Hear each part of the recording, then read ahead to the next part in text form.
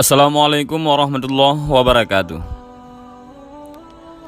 Nabi Muhammad SAW adalah Nabi dan Rasul terakhir yang ditugaskan Allah untuk menyampaikan risalah langit kepada umat manusia. Agama Islam yang dibawa Nabi Muhammad SAW adalah penyempurna dari agama yang dibawa para Nabi dan Rasul sebelumnya. Beliau menyebarkan agama Islam kepada umatnya dengan penuh perjuangan. Nabi Muhammad SAW mengalami hidup yang berliku meski menjadi manusia istimewa dan pilihan Allah. Terlebih ketika menyebarkan ajaran Islam, beliau menghadapi berbagai macam rintangan, tantangan, penolakan, halangan, dan bahkan upaya pembunuhan.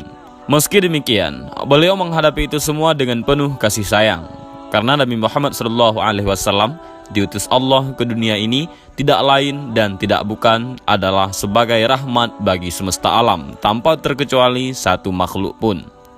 Dalam salah satu ayat Al-Quran, Allah juga menegaskan bahwa dalam diri Nabi Muhammad SAW terdapat suri teladan yang baik, uswah hasanah. Karena itu, setiap muslim harus mengetahui kisah hidup Nabi Muhammad SAW agar bisa meneladaninya dengan baik dan benar. Yang pertama, kita akan mengisahkan tentang kelahiran Nabi Muhammad SAW. Ada banyak pendapat dan riwayat terkait dengan hari kelahiran Nabi Muhammad SAW. Namun, menurut riwayat yang paling masyhur, Nabi Muhammad SAW lahir pada tahun gajah, yaitu tahun di mana Raja Abrahah dari Yaman dan pasukan bergajahnya menyerang Ka'bah. Persisnya tanggal 12 Rabiul Awal ataupun bertepatan dengan 29 Agustus 548 Masehi di Mekah. Pendapat ini didasarkan pada sebuah riwayat Imam Ibnu Ishaq dari Sayyidina Ibnu Abbas. Rasulullah dilahirkan di hari Senin tanggal 12 di malam yang tenang pada bulan Rabiul Awal tahun gajah. Diriwayatkan bahwa banyak kejadian ajaib dan luar biasa yang terjadi, baik pada saat-saat sebelum dan saat-saat setelah Nabi Muhammad SAW lahir.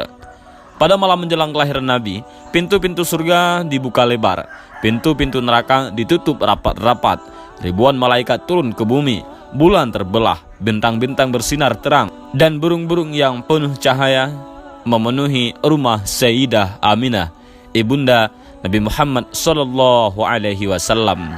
Sementara sesaat setelah Nabi Muhammad SAW lahir, jin tidak bisa lagi mengintip berita langit. Arasy bergetar hebat, seluruh langit dipenuhi cahaya sehingga menjadi terang.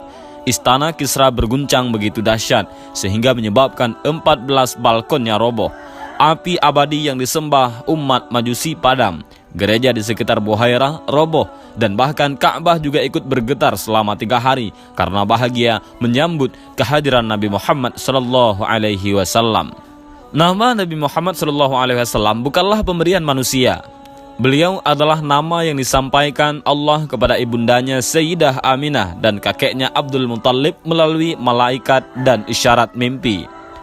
Dalam satu riwayat seperti tercantum dalam As-Sirah An-Nabawiyah karya Ibnu Hisham, Sayyidah Aminah didatangi malaikat ketika sedang mengandung. Kepada Sayyidah Aminah, malaikat tersebut menginformasikan bahwa anaknya yang berada dalam kandungan itu adalah pemimpin umat dan meminta agar menamainya Muhammad. Begitu juga dengan sang kakek, Abdul Muttalib. Beliau mendapatkan inspirasi nama Muhammad dari mimpinya.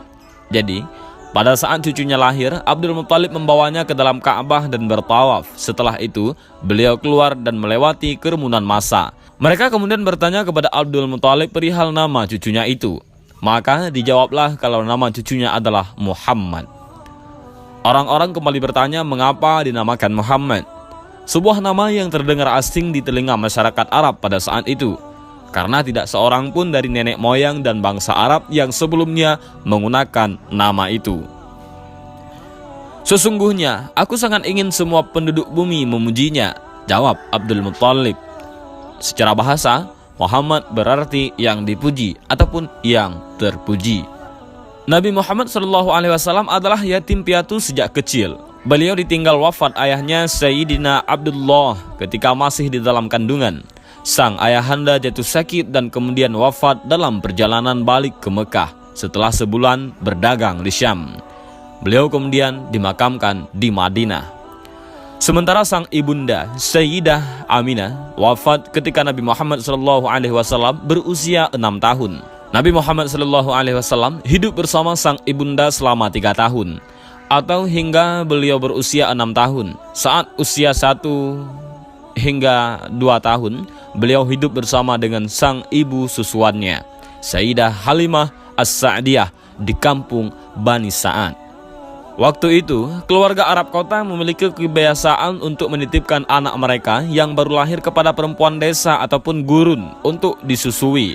Hal itu dilakukan agar anak mereka terhindar dari penyakit yang ada di wilayah perkotaan, agar anaknya memiliki tubuh yang sehat, dan agar anak-anak mereka fasih dalam berbahasa Arab. Begitupun dengan Sayyidah Aminah, beliau menitipkan anaknya Nabi Muhammad SAW kepada Halimah As-Sa'diyah beberapa saat setelah melahirkannya.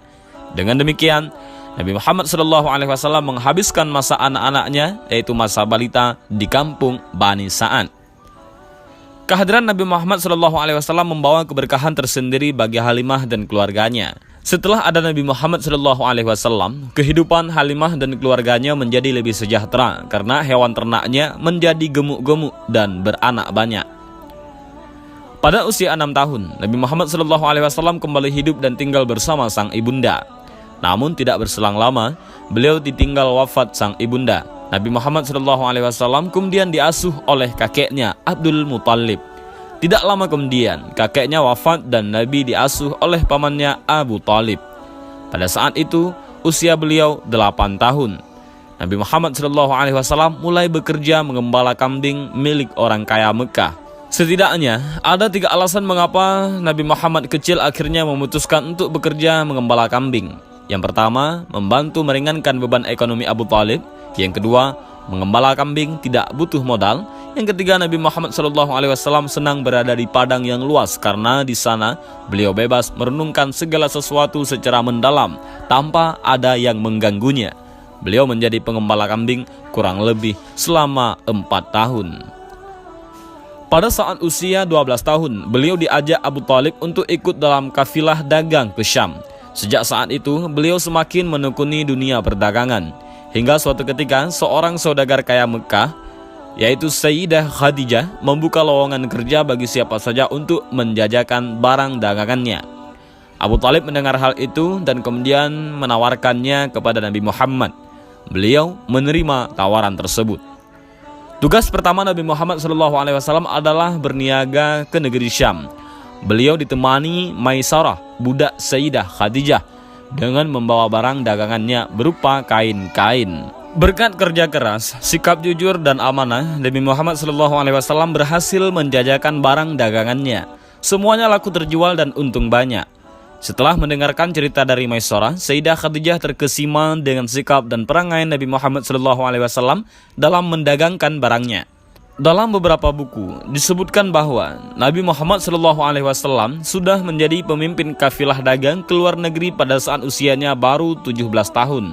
Beliau berdagang hingga ke 17 negeri lebih, diantaranya Syam, Yordania, Bahrain, Busra, Irak, Yaman, dan lainnya. Dalam Sirah An-Nabawiyah, Al-Mubarakfuri menjelaskan bahwa Nabi Muhammad SAW menggandeng As-Sa'ib bin Abu Sa'ib sebagai partner saat awal-awal memulai bisnis. Bagi Nabi Muhammad SAW, Abu Sa'ib adalah rekan terbaiknya dalam bisnis, tidak pernah berselisih dan tidak pernah curang. Dan inilah sedikit kisah dan biografi Rasulullah SAW dari kelahiran sampai masa remajanya. Mudah-mudahan kisah ini bermanfaat. Dan jangan lupa untuk membagikan kisah ini kepada kawan-kawan yang lain agar semuanya bisa mendapatkan manfaat. Allahu a'lam bishawab. Assalamualaikum warahmatullahi wabarakatuh.